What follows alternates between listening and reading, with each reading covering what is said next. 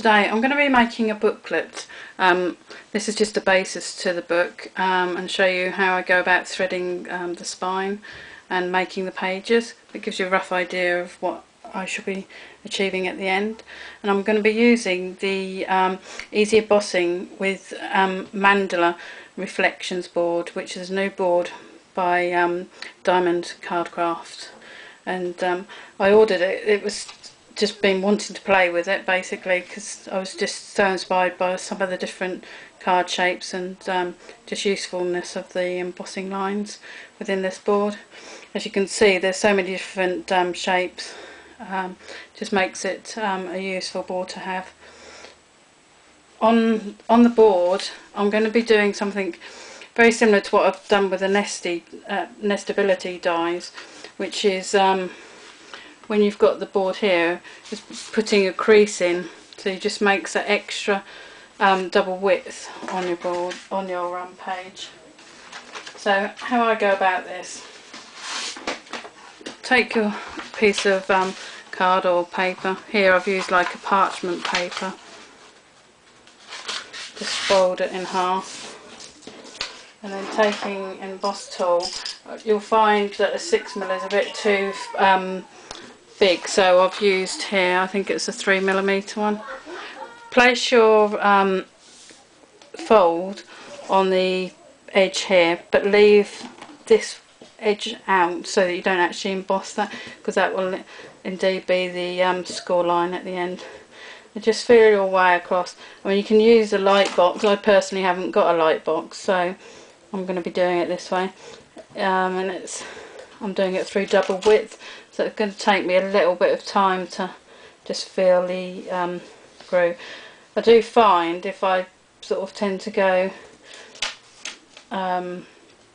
quickly with it, you actually get the line a lot better, and then you can go back and just score over.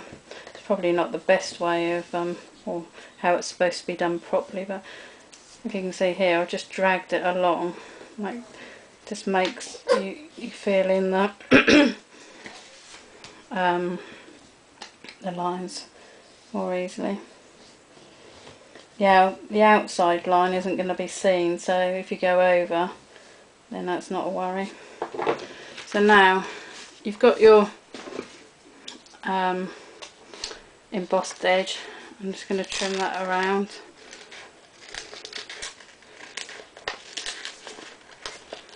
This will form another part of the page that I'm going to be doing.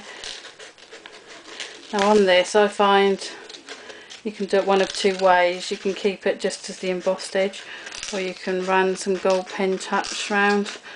I tend to lay my paper down when I'm doing the gold pen touch, but when I'm embossing a single leaf paper with an embossed edge, I'd rather actually hold it up and just catch the edge, so it's not too thick a line. So if you were to just go along, just catching the edge,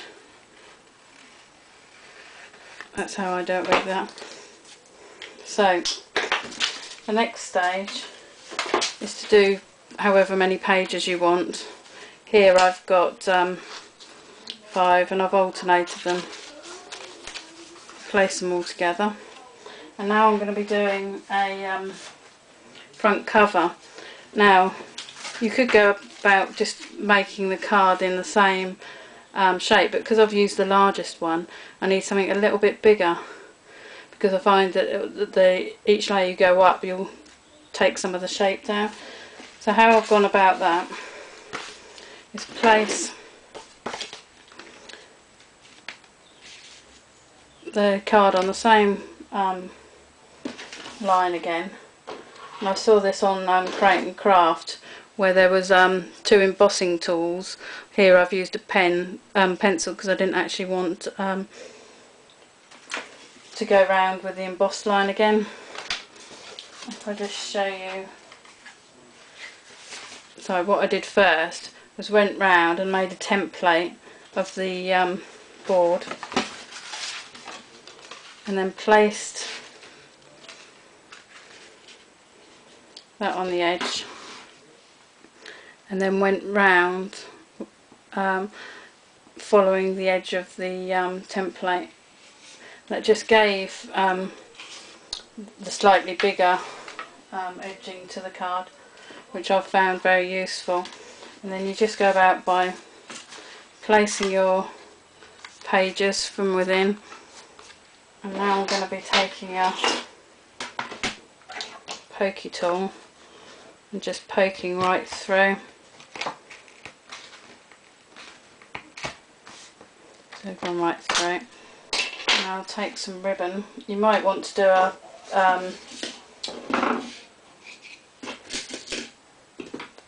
thicker hole, but we'll see. See what happens. I'm going to take my fine tweezers, or pointed tweezers, and just push that through. I find the smaller the hole I leave, the more the book doesn't move itself, so it's quite nice. I have done in the past a book where I've threaded it all up, and in time I'm going to be showing a workshop on that, because I find that a very useful technique. So to take this ribbon, this one's not going to go through so easy, and because you've got the fine tip there, you can actually pull through. Pull a ribbon up and tie off on a bow.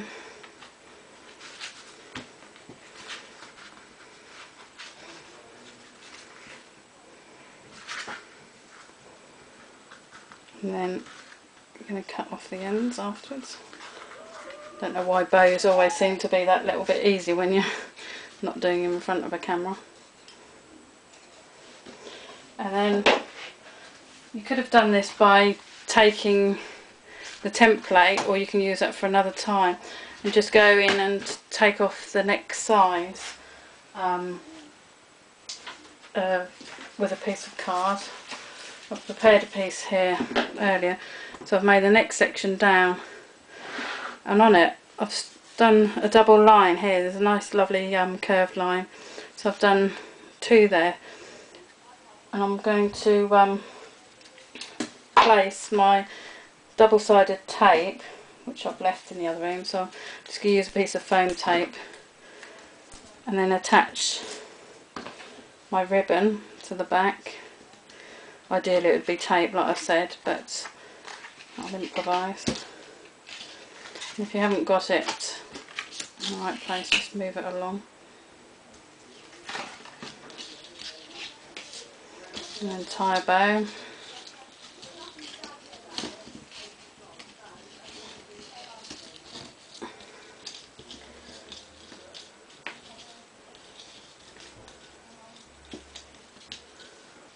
When you're happy, just trim off the edges.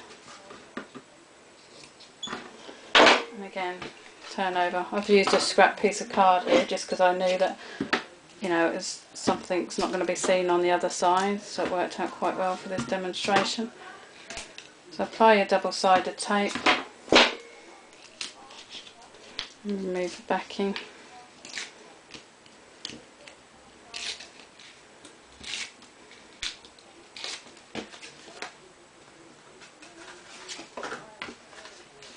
Take the card and place it on there, and you can finish it off perhaps as you're going to realise with a few flowers.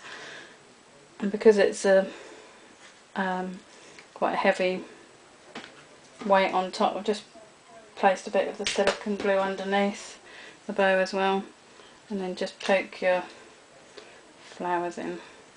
Just gives a nice little finish. So here you've got a little book.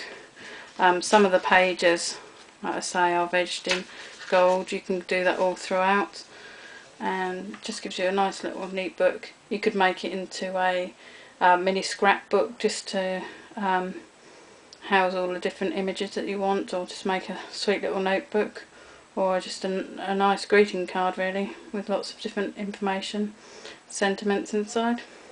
Hope you enjoyed this workshop.